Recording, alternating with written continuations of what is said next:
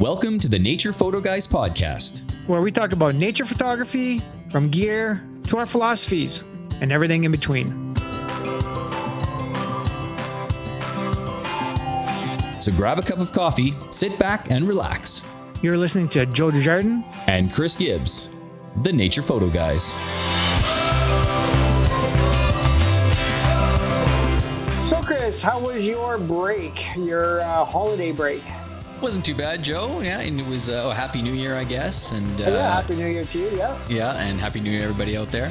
It was pretty good. It was. I tried to avoid working on stuff, working on work stuff, and just try to have fun. But it always catches up with me, and I end up working. But how was your break?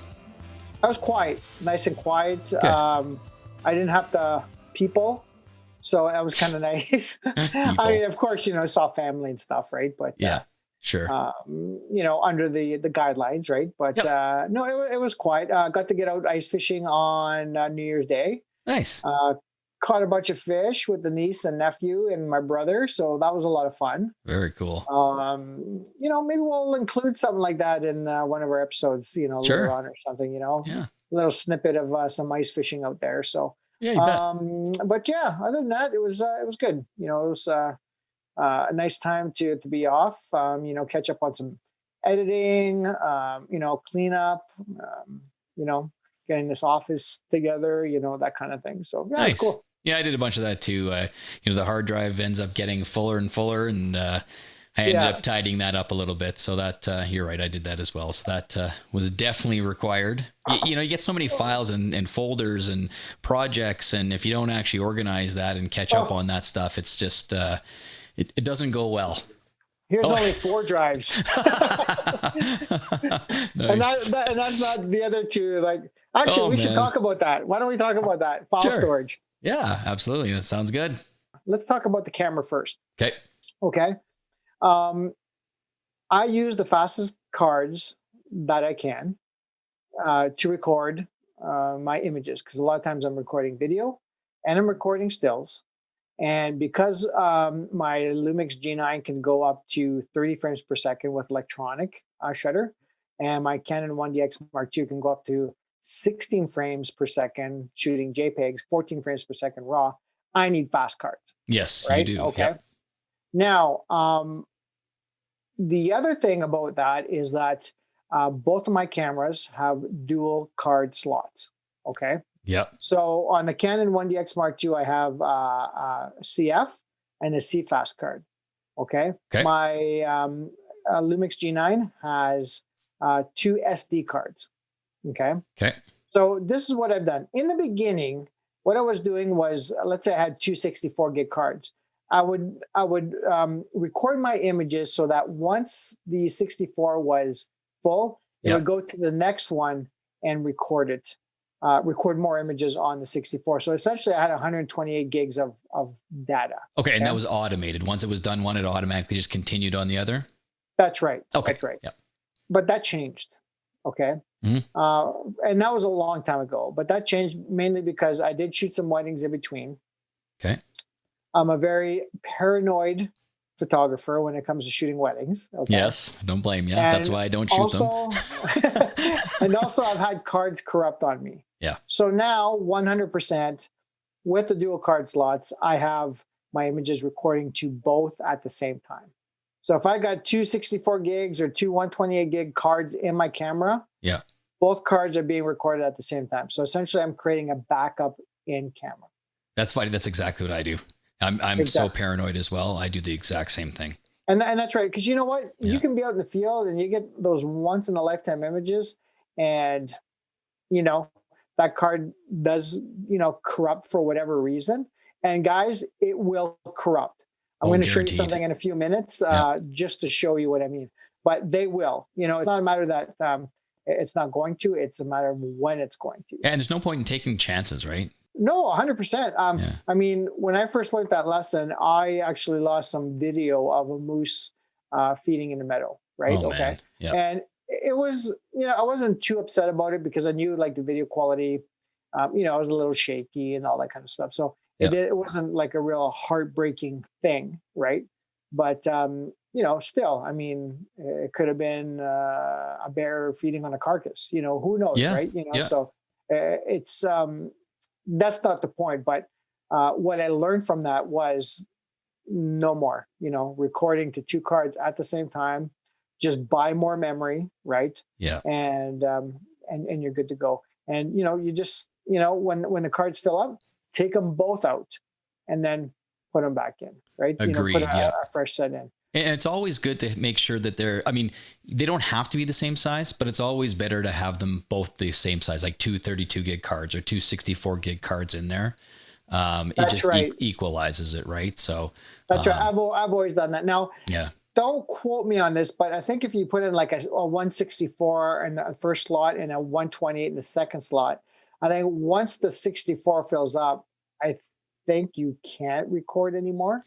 And it probably depends on the camera make as well. I don't exactly know either. Yeah. So just check that out, guys. We're not saying it is, or you can or you can't, but just something you have to check out. Yeah, exactly. And my Canon's the same way. Like I have the 5D Mark III, and one's got a compact flash and a SD card in there. So I do the same thing. I record to both simultaneously. And when I'm doing photography on the Fujis, I record to both at the same time. However, when I'm doing video, because of the amount of video and the amount of video that I shoot, and the 4K, and yes, should I be recording back up on dual at the same time? Probably, but there's so much content and the files get so big that I record them separately. I continue from one, then go to the other. Oh my god, that'd be crazy. I would have to do it because I would just, especially video, and I agree, but sometimes you're shooting in the middle of a project and you're recording, say, a 30-minute item or whatever, and you don't want to have that stop at the end. You want to be able to have that continue. But yeah, so I've been doing a shoot and all of a sudden it switches to the other card and simultaneously it continued recording. Okay. Otherwise it would just die, and there's not a real good way of knowing that it stopped recording. It just stopped recording. You could be recording for 10 more minutes and really you're not recording anything because everything's completely dead.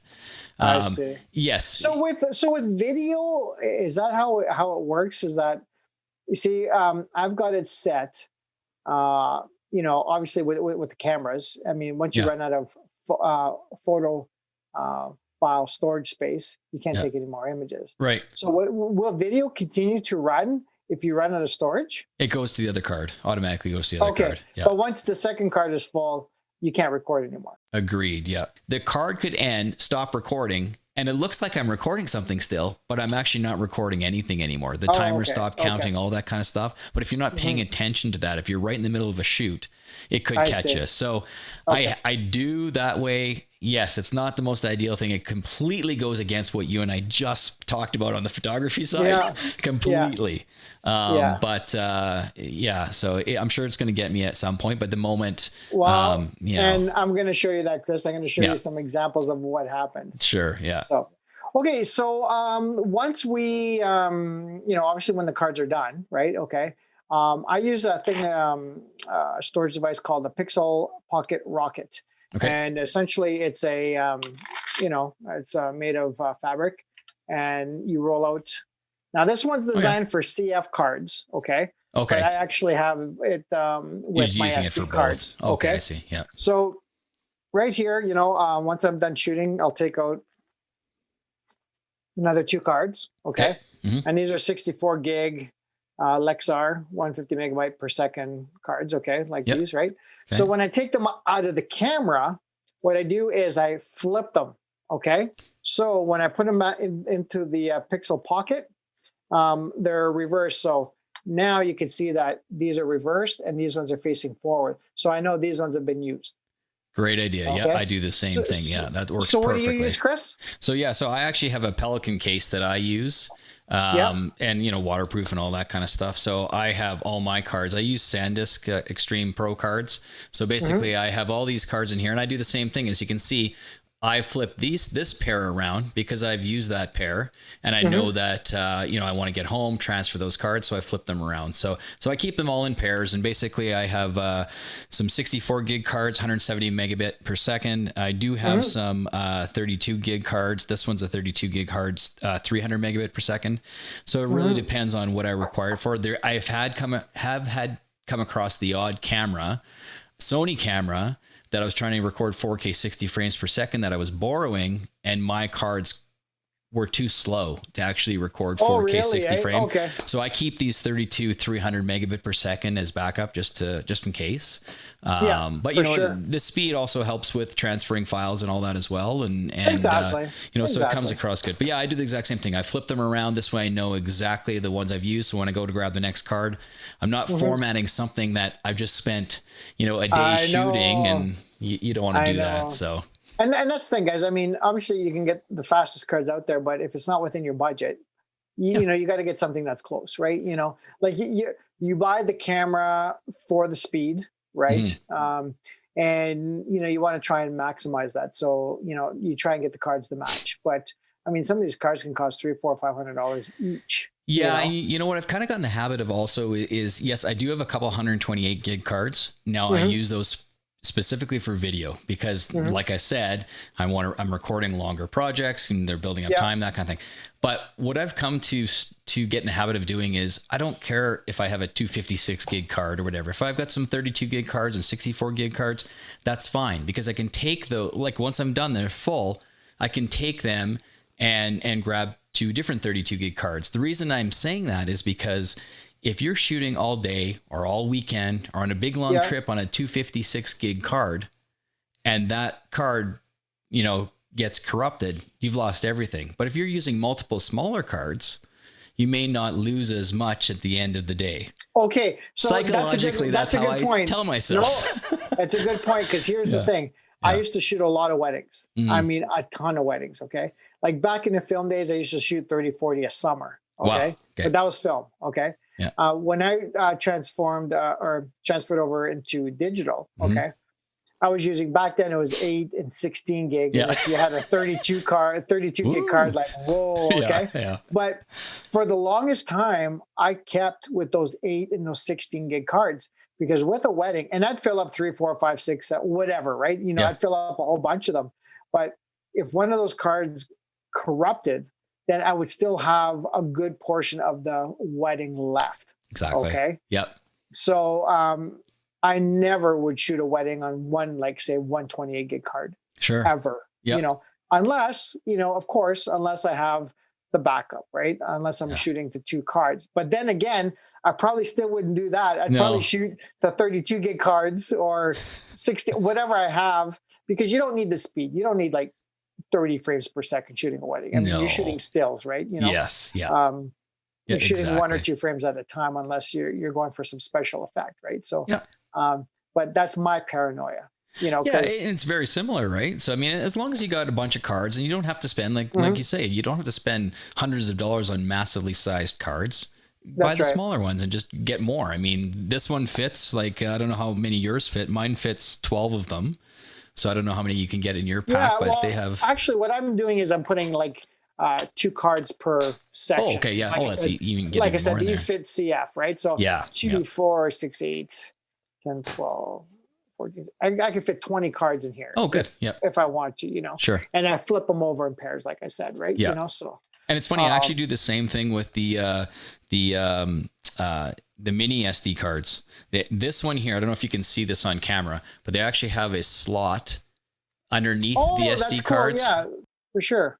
Because what I was doing is, let's say I was using my GoPro with the mini SD. What I actually do is use the adapter. Oh yeah. And then put the the micro SD back in there. Yeah. You know what I mean? So, exactly. That's what I would do. But no, that's great that you have that capability there. Yeah, and you can flip them around in there as well, right? So it's just nice and handy. So you can have, with the GoPros, I have a bunch of different devices that got mini SD cards, so they're nice and handy in there for sure. So. But again, guys, it's whatever works for you. I mean, this is a system that I adopted, and probably you adopted, Chris, right from the beginning. And it works. It's easy. It's simple. Totally works. Yeah. Yeah. And some people don't know about it. And then you hear about that and go, wow, that's a damn good idea. I think that works out perfect. Right. So you kind of pick these things up over time for sure. Now, this is what I want to show you guys. Now, you may never have had a card corrupt. Okay. But I'm just going to show you this right here. Can you see that? Okay. Oh, yes. Okay. So this is 3 SD cards. Okay. That's a CF card. Yeah. And then this is an external hard drive. Okay. Yep. All of these are corrupt. Nice. And this is just the ones I'm showing you right now. Sure. Okay. Yeah. Corrupt. Yep. Okay. So why do you think I back up the dual card slots? Okay. Exactly. Okay? Yes. This is why. There's now, a huge reason. You may say, well, what about brand? Does one brand corrupt more over the other? Well, no. I've got 2 Lexar cards here. No, I'm sorry. I got 2 Lexar cards. One's the CF, one's the SD. And then I got 2 SanDisk cards. Okay. Yep. And then this drive here is the Seagate. This external drive. Yeah. So 3 different brands. Yeah. So you know what? I've asked, people have asked. Actually, I had a friend of mine just ask me which is better. Seagate, Western Digital, this, that, and I'm like, whatever's the best price right now. To be honest, and I'm not talking SSD, solid state drives. I'm talking, just your standard hard drives. What are they? 5,400, 7,200 RPM drives. Exactly. You have multiple choices there for sure. Yep. That's right. The ones with moving parts. Okay. The moving parts. Yeah. This does happen, guys. This does happen. And I wanted to show you this just to show you, okay, that you can see why our paranoia sets in, okay. Well, and here's an example, to add on to what you're saying there. I'm not going to mention the brand because at the end of the day, like you said, it doesn't matter. It's going to happen to every brand that you get. Unfortunately, that's just the case. But I bought a 4 terabyte external drive. And in less than 30 days, it fried itself. It was corrupt. And I lost everything on that drive on 4 terabytes. Now, you didn't have dual backups? Yeah, we do. I do. Okay. We'll get into that a little bit more, I'm sure, on our computer stuff as well. But I did have everything backed up. But, the amount of time it's going to take to copy, I think I had 3 terabytes on that drive already. The amount of time it's going to buy another drive and copy to those 3 terabytes over is like days, some cases, right? So again, it does happen on those speed, right speed, depending on everything. Yeah. I totally get that. Yeah. But at least you had backup. That's all that matters. That's all that matters. Yes, for sure. And then doesn't the paranoia set in because now you only have 1 backup drive? I know. And you're trying to make a double. And what if that one main drive fails while you're trying to back up, Totally. Yeah. But you have a solution for that, don't you? I have a bunch of solutions. I'm extremely paranoid. Don't you back up to, why don't you talk about the server you have? Yeah, I actually do multiple things. I don't know if you want to get into the scenario. Why don't we stop and wait? We'll talk about that last. Okay. Because I think most people won't have the system you have. Sure. Okay. Fair enough. You're the ultimate paranoia guy. I'm the ultimate paranoia guy. Yeah. But for a reason, because for reasons, yeah. You're a full-time photographer, videographer, and I mean, you deal with client files all the time. So it's very, very important. Can't chance losing them. Yeah. That's right. So actually, let's talk about when we get home and the options for in the field. So when I get home, I've got, like I said, I've got 2 cards that have been backed up, right? That's right. Yeah. So now what do I do with those 2 cards? Okay. I take one, obviously, and I put it into my card reader. Okay. Correct. And then I download those files, and we're not going to get into how I do it through Lightroom. Okay. Sure. But I use Lightroom Classic. Okay. And so I go through Lightroom and I download that single card to 2 external drives. Okay. Yeah. So these are two 6 terabyte drives. Okay. These are Seagate. Okay. I've got Seagate. I've got Western Digital. I've got all kinds of stuff. Right. Okay.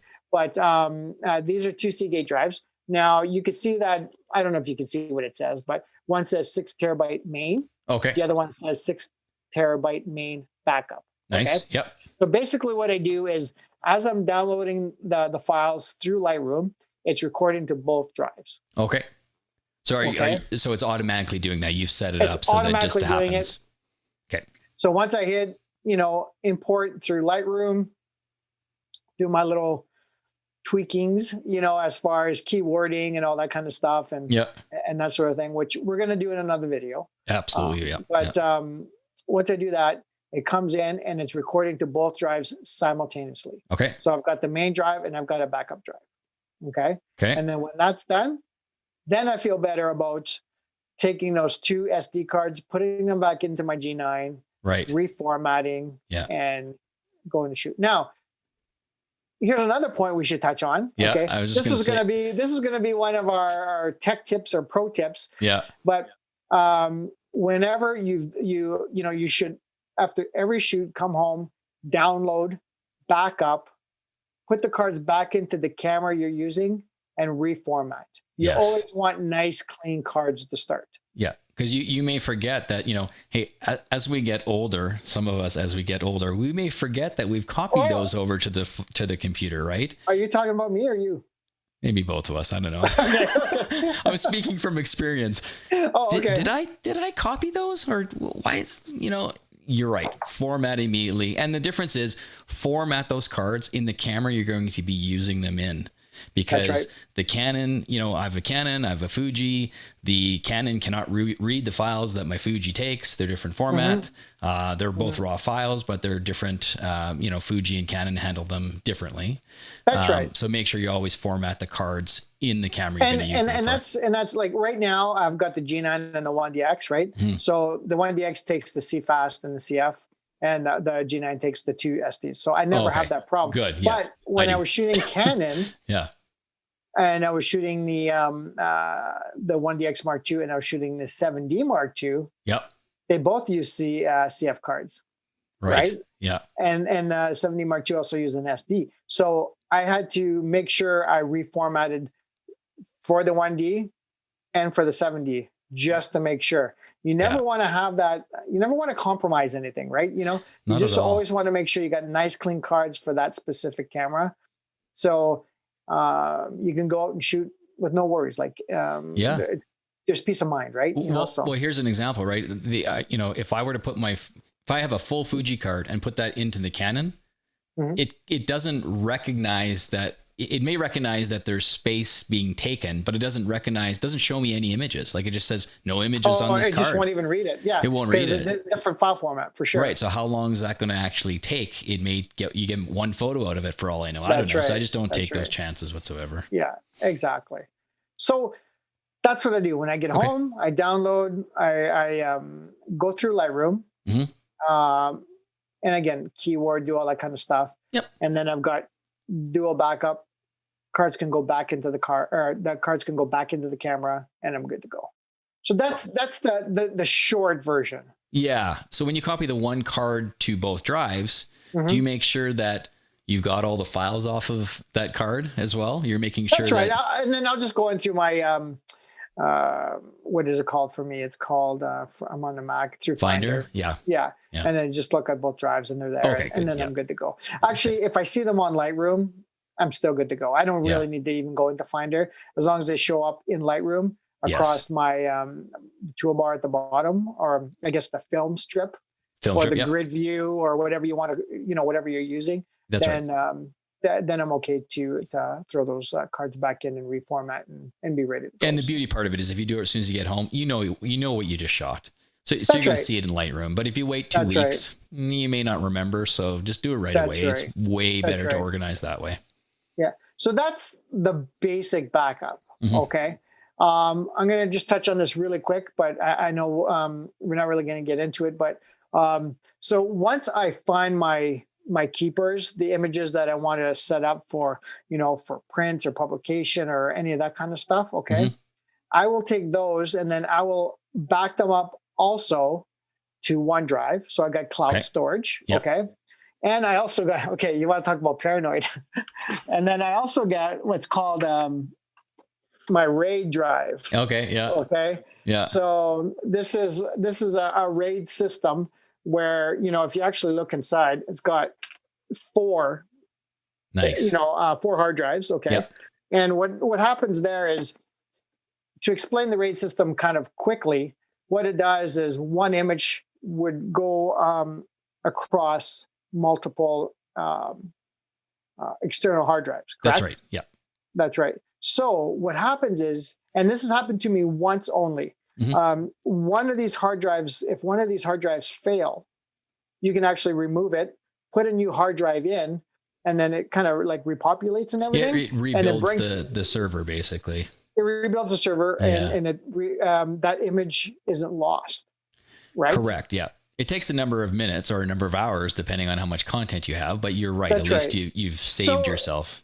So did I explain that correctly, Chris? Or like, is there, no, like, is that kind of the gist of it? Or I think at the end of the day, it's basically, let me say it this way. If you had 2 6 terabyte drives in a RAID server, and that's all you had, technically, we'll say you have about 6 terabytes of space, even though you have 2 6 terabyte drives, because they're basically redundant. That's right. That's right. Exactly. If you have 4 6 terabyte drives, there's a magic number in there that it's not 4 6 terabyte drives. It's not actually 24 terabytes. It's probably more like 12. Yes, that's right. So it's averaging all over the place. So if you do lose a drive, you're not going to lose everything. But if that ever does happen, like in the next day or two, switch that drive immediately. Like try to replace that as soon as possible, because if one drive failed, you never know. If the next drive fails, now you're screwed. So you need to make sure that you're. I've always had an extra one on hand. Oh, good. Yeah. Yeah, I've never like, oh crap, I better go and buy one. Yes. I've always just had one. And whether I use it or not, whatever, it's just peace of mind, right? Sure, yeah. So, and some of them are quite expensive, so it gets That's right. It gets this is an older system. This is an older system, but it still works. You know what I mean? Nice. Yeah. My original one was a Drobo. I had a Drobo, yeah. Yeah, and then it failed. Okay? So did mine. Yeah. I did, eh? And then they replaced it with this RAID Plus. I'm trying to remember what it's actually called. It's a Pro RAID. Okay. But it's actually made by it's at Mediasonic. That's what it is. Yep. Mediasonic. Yeah. So it's been awesome. I mean, it's nice. Never any problems. It hasn't failed since, right? So. Yeah, I had a Drobo for years. It was a basically 4-drive Drobo. I loved it. I loved it too. The so simple to use. The software was great. It was always telling you exactly where it was at. The problem I had was I replaced multiple drives over time in it. Now, technically, I had it for like 7 years or something like that. But over time, I replaced a ton of drives to the point that the last couple drives I was replacing, it just wasn't reacting anymore, and it was just getting old. So I had to replace that system. Oh, okay. See, I only had one drive go. Oh, okay. And it was on the Drobo. Okay. I haven't had one yet on the Mediasonic. So, but I haven't had anything on mine either. That's just, just wanted to bring that up to you that, once I'm done in Lightroom and I've got those keepers and I export them as a TIFF, and we'll talk about this later in another episode, why I do that as a TIFF. Exactly. But they're uploaded to OneDrive and then they're on my RAID. So I'll have them. No matter what, right? I mean, even if I lose my entire RAID system, I still have them up on the cloud. Sure. So that's when I get home, right? Okay. But what happens when you're out in the field for a week? Right. Right. Okay. Yeah. So like, let's say when I was up in Churchill photographing polar bears. Yeah. Okay. What I actually did was I carried these small little external drives. Oh, nice. Yeah. These are made by, let's see what these ones are. These are Seagate. Okay. And you can get them, whatever, 2 terabyte, 4, 6, 8, whatever terabytes they are. Okay. Mm-hmm. So again, because I have 2, I would download. Okay. Right. Yeah. And save to 2 cards. Okay. Gotcha. Now to add to my paranoia even more. Yeah. I brought so many memory cards that I would shoot the cards. I would download them, take those 2 cards, put them right at the bottom of my my pixel pocket, right? Okay. Yeah. And then work my way up, just in case, Yeah.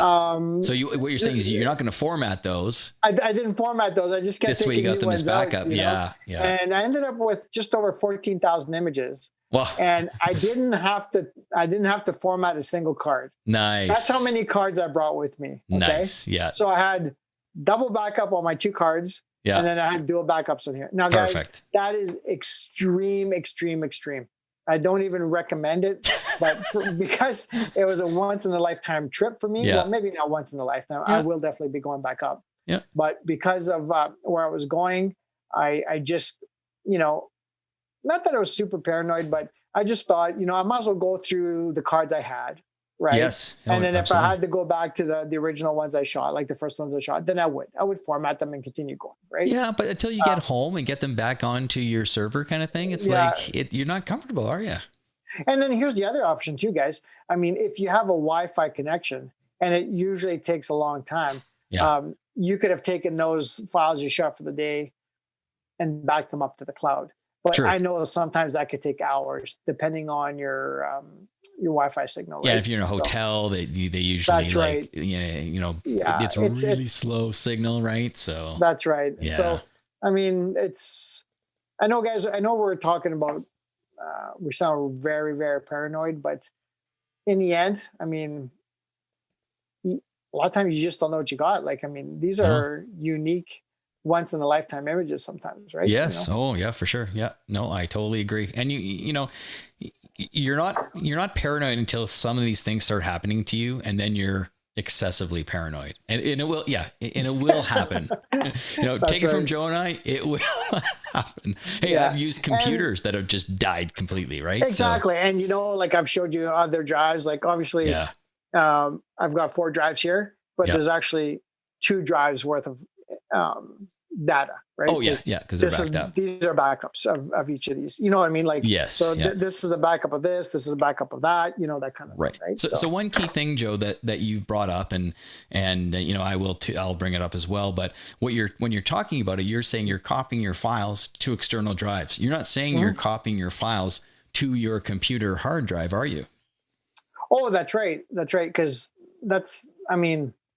wow. I mean, the computer or the laptop or the iMac or whatever you're using, a PC,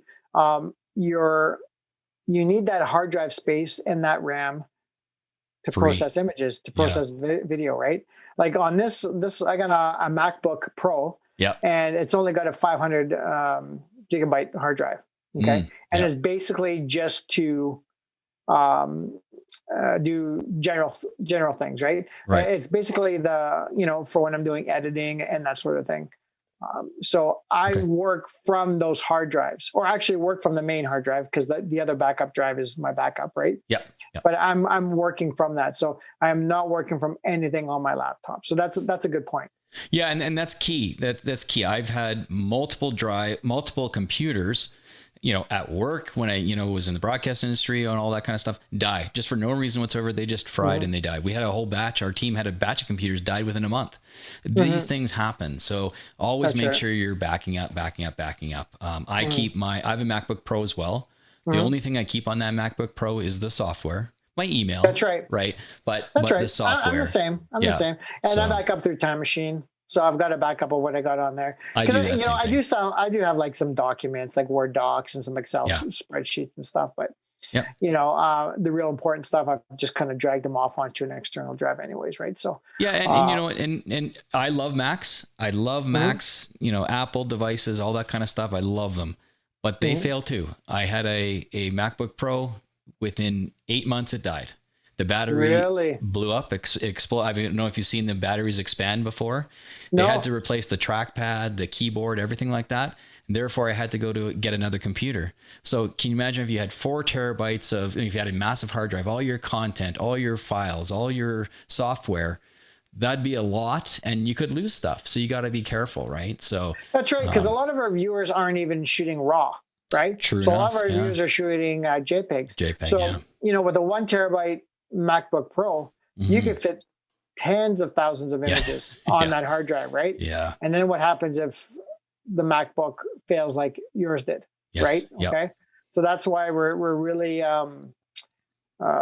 suggesting to get everything off your computer. Yes. And backed up. I mean, if you want to take a bunch of images, throw them on your laptop's hard drive to work with them.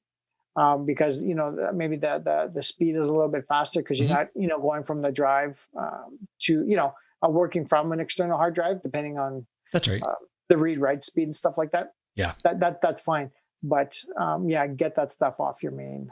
Make sure you have a backup of those before you copy them in the hard drive. But absolutely. That's right. Yeah. That's right. Yeah, so what is it that you do now, Chris? You go I think you have a home-based server or something, don't you? Yeah, it's similar to what you're talking about, though. Your RAID server, it's pretty much what it is. But my process is a little different, but basically the same, really. Okay. I have an extra step in there. So what I do, I guess, is if let's say if I'm in the field, I'm away for a week doing a shootout, whatever. I do the same thing. I copy my files to a main drive.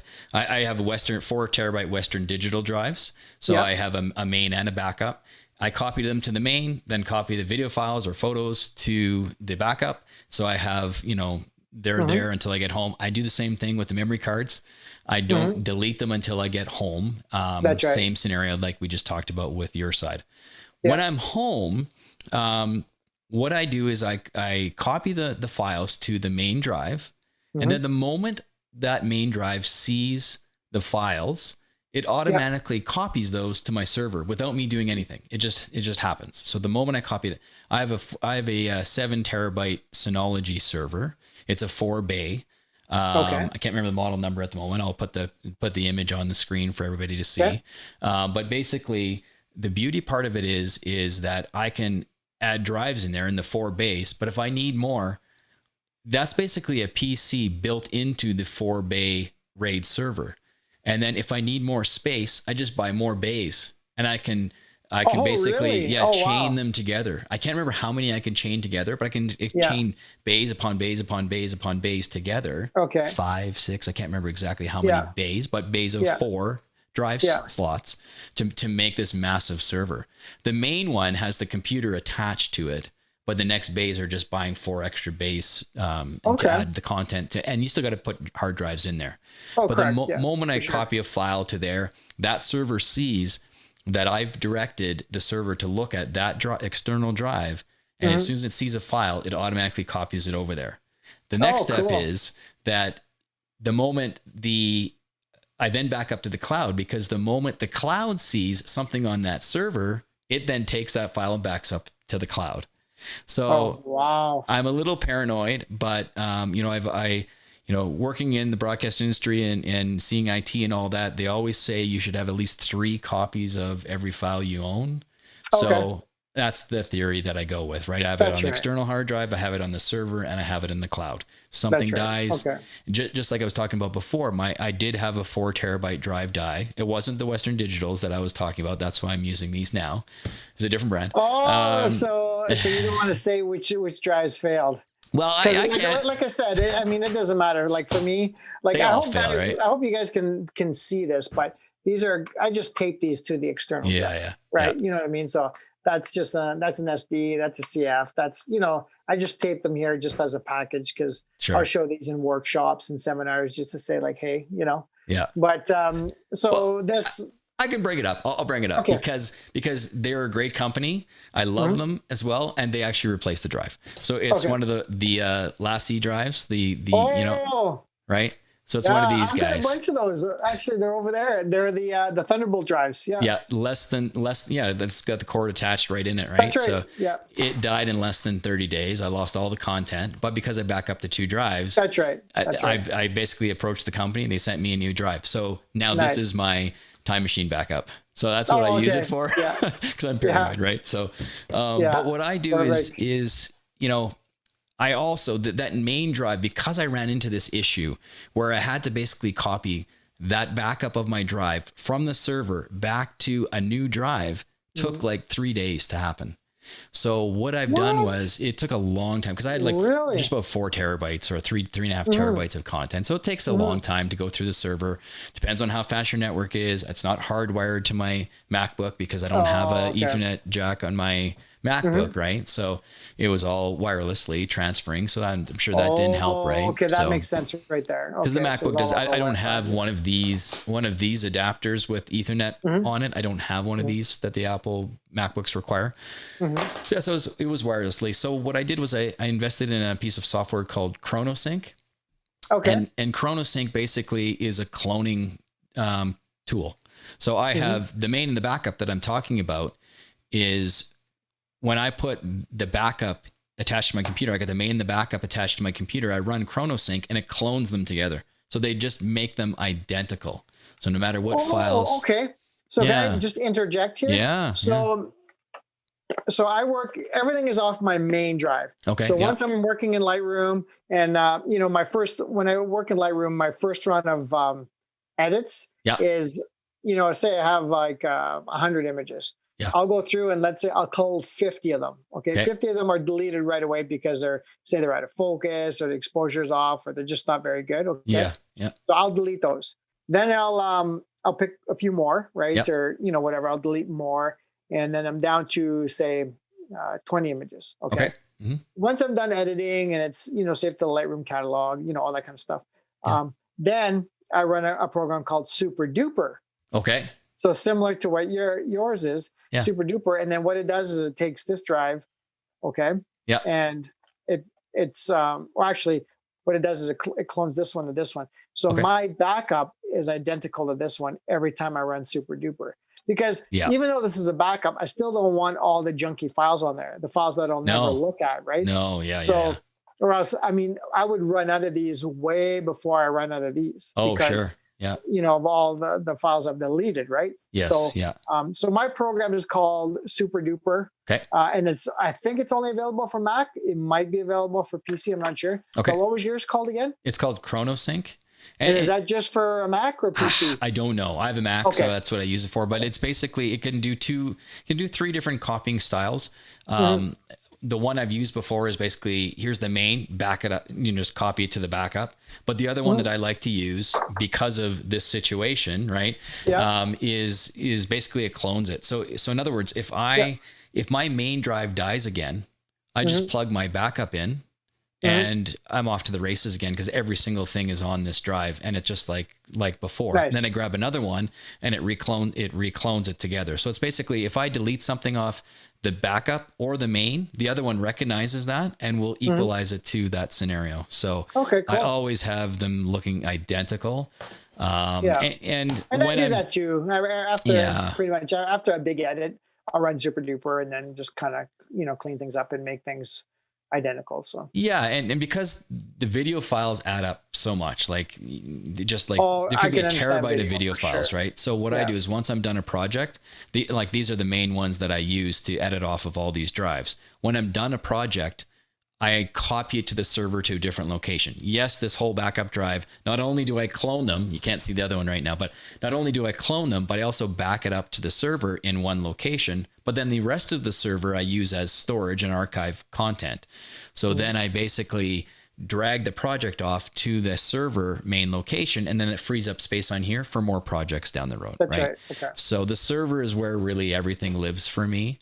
And then the server's backed up to the cloud as well. The cool thing about the when I'm on the road and the cool thing about my server and the Synology server, when I'm say at a place that's got really great Wi-Fi, the moment that I transfer something to my backup drive, I transfer it into the computer to that drive. If I'm wirelessly connected to the internet, the Synology server actually sees it and will start backing up those files to my server. That's awesome. That's awesome. Now it doesn't work at hotels, obviously, like we just talked about. The speed's too slow, so I kind of pause that scenario. But it works great. So it's an extra backup scenario. So cool. But I'm paranoid. Right on. So So everybody has their own way of doing things. But I think what we want the viewers to come away with is dual backup.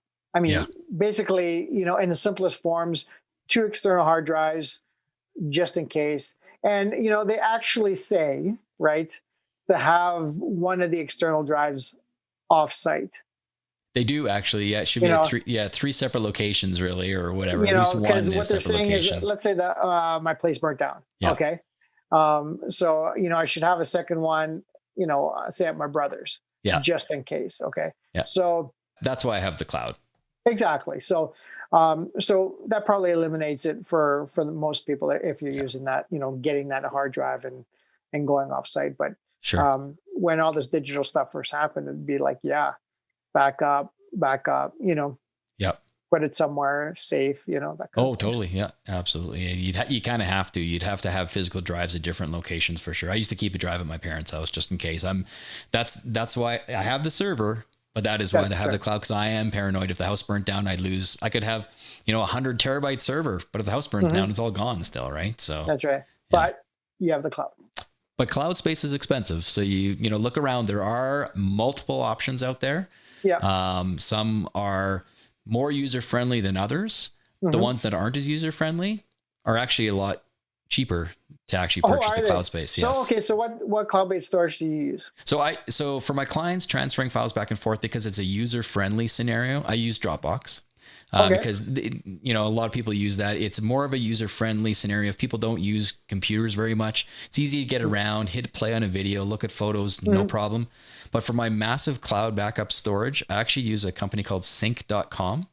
Okay. They're actually Canadian based, and it's a lot cheaper, unfortunately, than Dropbox. It's not as user-friendly. It's not as clean and nice of a software tool, but it stores a lot more for way less of a cost than and you don't Dropbox. need something like super smooth. You just want to get those files up and done, right? Yeah, as long as I can retrieve those files. That's right. You know, and I'm the only one that needs to look at them, so I know how to use it. So as long as I can retrieve the files. But for the client scenario, I've found, for example, you know, having people play video or whatever, if they sometimes like to play it right off Dropbox, sync.com is not the best scenario for that. But I love them both. They're perfect for the way I use them, I say. We'll say. Yeah. Okay, cool. Do you use a cloud scenario? You were talking about OneDrive, I guess. I just use OneDrive. Yeah. You know, it's great, and basically all I'm doing is storing my TIFFs up there. Okay. You know, I'm not too worried about all the other stuff, because realistically, since my digital career started, right? You know, as far as storage goes, I've never ever gone back to look at files that I did not convert to TIFFs. Why? Because you pick the best ones. That's right. You pick the best ones already, right? That's right. Yeah. So that's why I use OneDrive. I upload the TIFFs and everything else. I mean, they're still backed up. You know, I'm not going to delete, you know, those files. But you know, the ones that I thought were the best from that set are, you know, converted to TIFFs and uploaded. Right. Fair enough. Yeah. Yeah. Exactly. Yeah. So.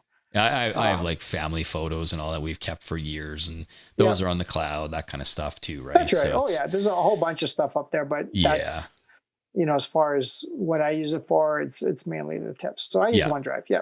Cool. I have a Dropbox account too. That's just for some extra storage up there too, but I don't have a whole lot there. So Sure. So I think we covered a lot here today. I know we were like redundant on a lot of stuff, but I think we're just trying to drive the message home, right? You know, you do need backup. So backup. And hey, we'd love to hear if there's any other scenarios that people are doing that you didn't hear today. We'd love to hear what you guys are doing too. You betcha. So, hey, I wanted to show you guys something really cool. My daughter got me this for Christmas. She got it made, and it's actually a copy of our first podcast. Okay. And it's actually on acrylic. That is awesome. So I can actually, you know, put this on the wall. She's actually going to get me, there's a stand that lights up. So it actually lights up the acrylic for it too. But that is cool. That is awesome. Yeah. What a unique and creative idea. I mean, my daughter's very creative. I never seen that before. That's pretty cool. Yeah, she's you know, she's a costume maker. She's in the cosplay. She's won major competitions. All that kind good of stuff. For her. So that's exciting. So that's Autumn Cosplay. If you're going to look on Instagram and everything. So just a little plug for her. So I thought that was pretty cool. I just wanted to bring that up. So that is very cool. That's exciting. Actually neat to see it actually, you know, on something hard, right? Chris, it's real now. Oh, it is real. Too much pressure. Yeah, exactly. So, that's awesome. But I think we'll wrap things up. Yeah. If you guys have any questions, drop us a comment, send us an email, you know, we'd be happy to answer them. And, you know, we would be curious to know how you guys back up your files, you know. I mean, I'm sure there's all kinds of ways of doing it, right? Yeah, and everybody probably does it a little different too, and probably uses a little bit of what we do and has their own spin on it, right? So That's right. And, you know, in some future episodes, we'll, you know, I'll talk about how I get my files from the camera downloaded through Lightroom onto my backup drives. Chris does things a little different. He actually backs them up from the camera straight to the external drives and then imports them into Lightroom and Photoshop. So everybody's got a bit of a different way of doing things. So we'll touch base, with that on future episodes. So. Sounds good. And if you guys like this video, please like, share, and subscribe. Thanks for watching, everybody. See you next time. Bye for now. Thanks for joining us on the Nature Photo Guys podcast. If you have any questions, contact us at info@thenaturePhotoGuys.ca or message us on Facebook and Instagram at the Nature Photo Guys Podcast. Visit YouTube and subscribe to our channel to watch all our latest videos. Or follow and listen to our latest podcast on Apple Podcasts, Spotify, or on our website at thenaturePhotoGuys.ca. We'll catch you next time on the Nature Photo Guys Podcast.